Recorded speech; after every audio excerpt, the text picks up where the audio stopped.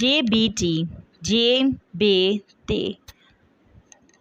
Al-Tajul Aruz says that Aljibt, a statue or sorcery and astrology, hence such writes with reference to Shobi that it means sorcery. The root is said to be Aljubs, which means anything and has no good.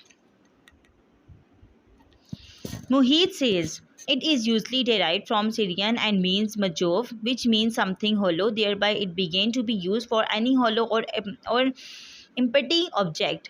Al-Minar says this is as well. Quran speaks about the people of the court, Ahli Kitab.